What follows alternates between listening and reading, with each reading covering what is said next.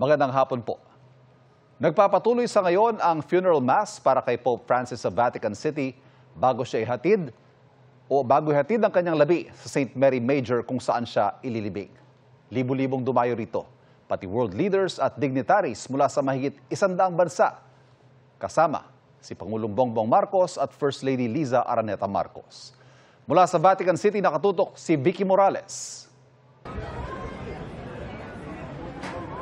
Kahapon ng umaga, oras dito sa Roma, dumating sina Pangulong Bongbong Marcos at First Lady Liza Araneta Marcos para magbigay pugay. Sa Santo Papang, minsang nagpakita rin ng natatanging malasakit noong bumisita siya sa Tacloban matapos itong masalanta ng Bagyong Yolanda taong 2013.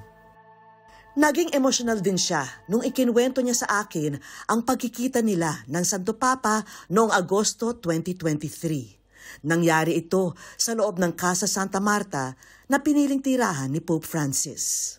Me, when I met him, he's humble and kind, and I feel like you're blessed by God. What would you want to tell him now? You were in front of him. Thank you. Thank you. Nakapanayam ko rin si Caloocan Bishop at CBCP President Pablo Virgilio Cardinal David na nagdadalamhati sa pagpanaw ng Santo Papa. Parang nawalan ulit ako ng ama. It was a very painful experience. Pero parang I didn't realize na magkakaroon ako ng ganyang klaseng bonding. That pag nawala siya, parang you're really surprised or shocked by the experience. Ganon. Bilang isang Cardinal Elector, makikibahagi si Cardinal David sa conclave o pagboto ng susunod na Santo Papa na ni sa hinagap daw ay hindi niya naisip na mangyayari sa kanya.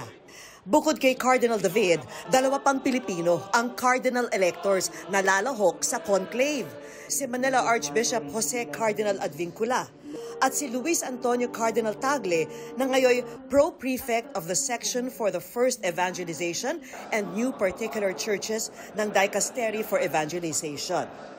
Tuwing nasa Roma ang mga Pilipinong opisyal ng simbahan, kasama sa mga destinasyon nila ang Pontificio Colegio Filipino.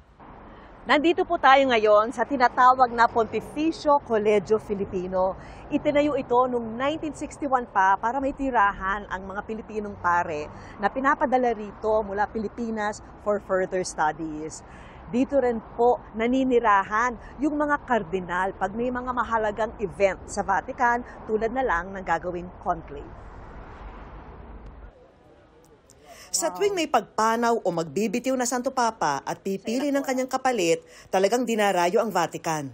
Ilang oras na nga bago ang libing ni Pope Francis, maraming deboto at pilgrim ang nag-camp out sa Vatican at sa Roma. It's a little bit of a sacrifice, but it's for a good thing.